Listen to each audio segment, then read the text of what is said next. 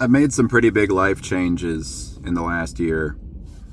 One in particular, just huge. And if you had told me a couple of years ago that I would be making that change in 2025, which is bizarre that 2025 has already passed and it's 2026 now, but if you had told me that I'd make that change, I'd be stunned, even being able to understand that that was probably a general course that I was going on.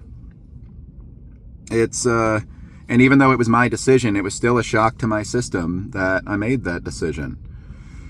And it's created a whole lot of ruminating and replaying it and trying to reassure myself that I not only did everything correctly, but everything that I did correctly, I did in the right way.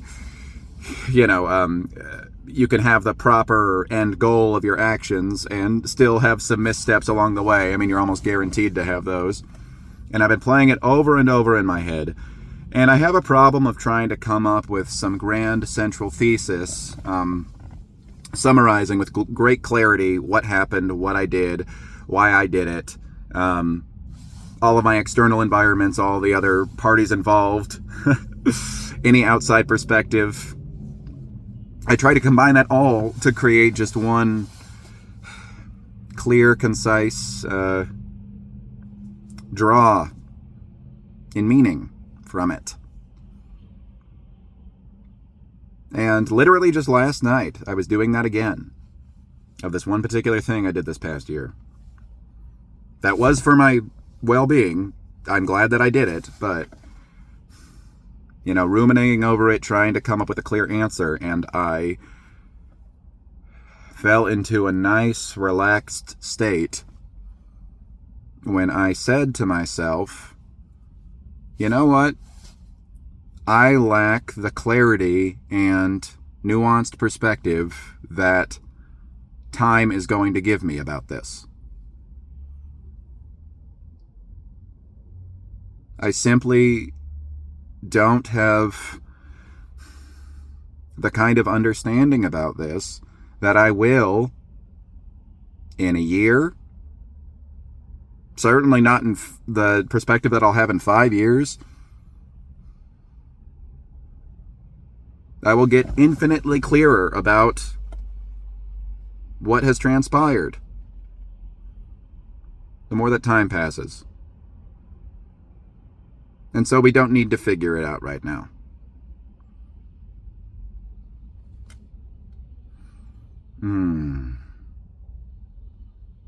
Doesn't that feel good?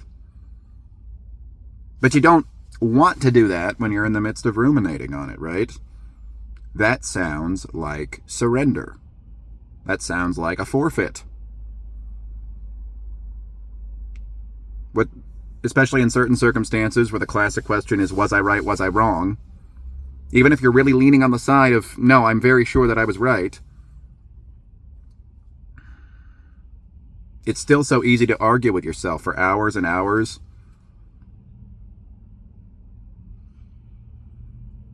Or to argue even more with circumstances that happened to you, people that you were around, just in your head in a way that can't possibly affect the situation or give you any further clarity.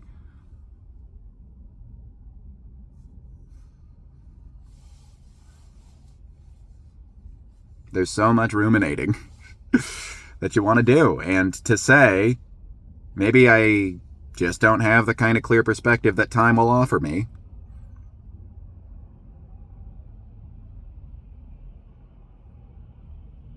It's just not something that you want to admit to yourself sometimes. But when you do admit that, it opens up the door for actual understanding.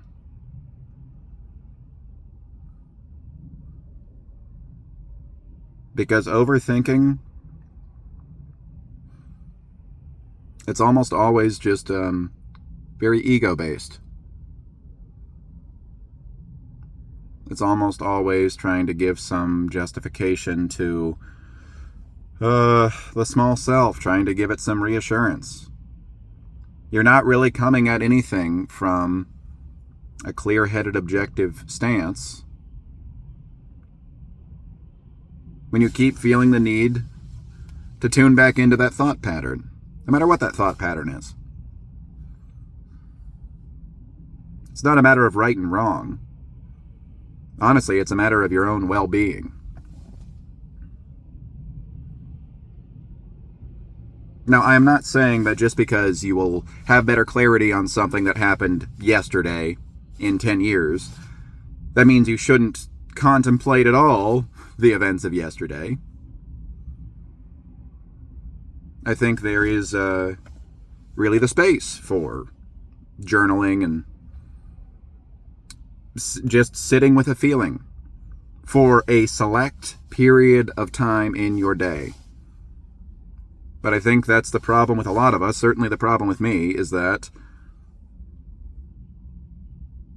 I'm choosing to insert that process of trying to figure stuff out throughout the day. And I'm choosing to do it compulsively. Way, way beyond the point of diminishing returns, to the point where I'm not even thinking straight because I have thought on top of thought on top of thought inside of thought twisted around another thought.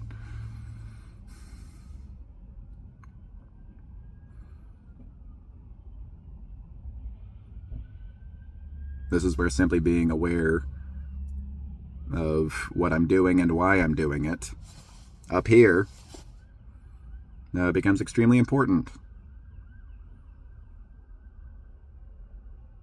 And that's the real reason why we have presence of mind.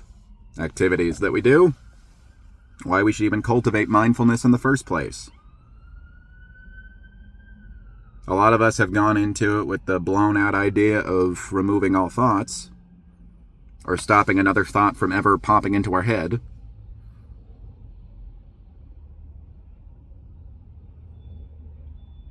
I think it's much more for the purpose of making sure that we have some grasp on how we're approaching our thoughts. And be able to take even the slightest bit of power back towards us in saying that my thoughts are not going to control me. A nagging, lingering, what if, maybe.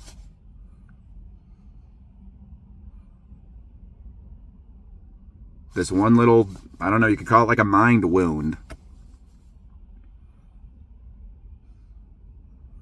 It's not going to draw us to continuously go back and irritate it. It needs space to sit and heal.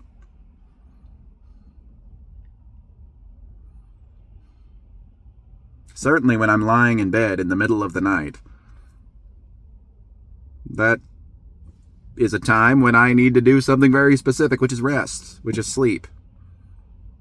And I don't have full control over what my mind needs to work out and when epiphanies are going to come to me. As we all know, they come to us at the most random of times, but I do have some control.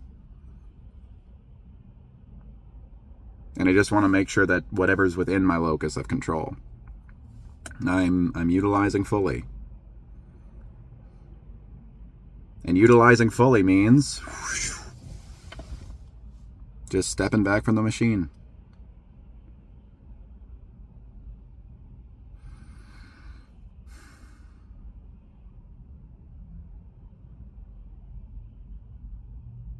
It is really fantastic. I mean, it's hard, but it's fantastic to look back on something that you did 5 years ago and say, I could have done this better. And it's so funny because at the time I thought I did absolutely everything correctly, and I would get so defensive if you talked to me about any flaws in my thinking. It's great doing that when you have some separation from that time.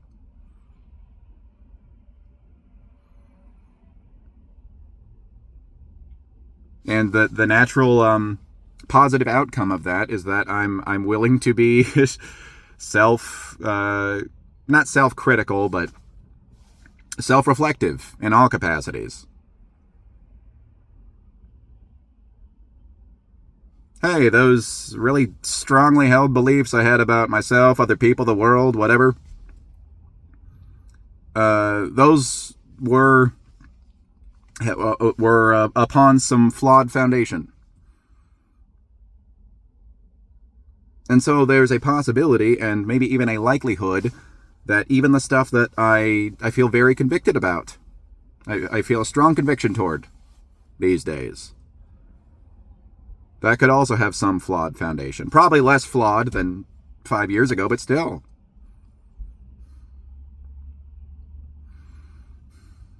And this is another one of the great reassurances that I come back to, is that I don't even have a choice but to gain deeper clarity. Deeper clarity is a natural outcome of awareness. And try as you might, sometimes you can't put awareness back in the tube once you got it. It's like toothpaste. I don't know who came up with that metaphor, because that means that somebody must have tried to put toothpaste back at some point. I'd like to see a scientific experiment done to see if anyone's ever done it successfully.